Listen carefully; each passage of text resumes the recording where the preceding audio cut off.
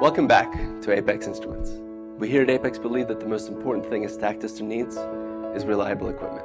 Today we're going to break down the Method 5 Isokinetic sampling train, and we're going to look at each component in more detail.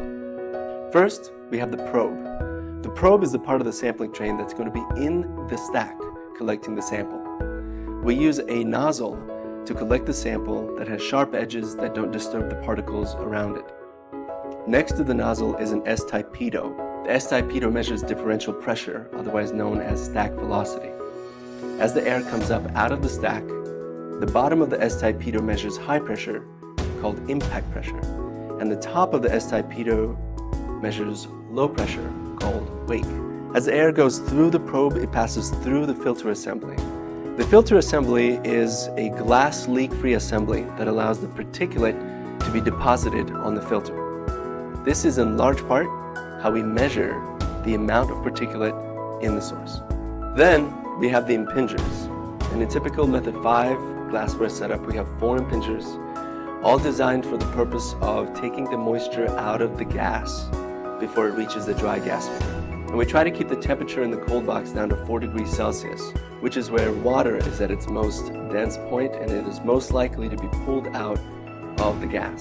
The first impinger will take out 90% of the moisture in the gas. The second impinger will take out 90% of the remaining moisture in the gas. So the first 2 impingers alone take out 99% of the moisture in the gas. The third impinger is typically empty, but if there's any remaining moisture, it will get trapped in the third impinger.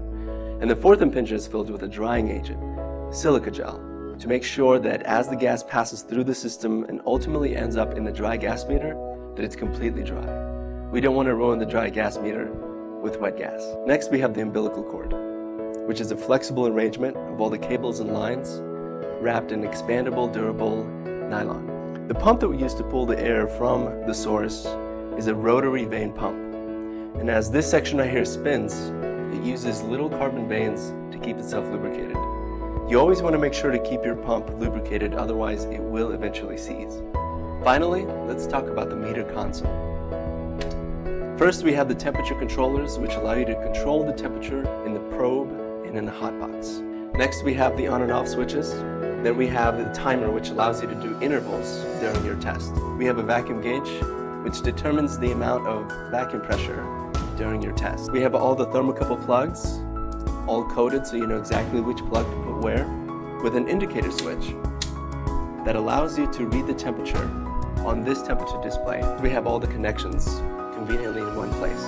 The vacuum connections, the sample inlet, the pitot connections, the power in, power out, and an amp-null for power to your heater. We have 2 flow control valves, the coarse valve and the fine control valve.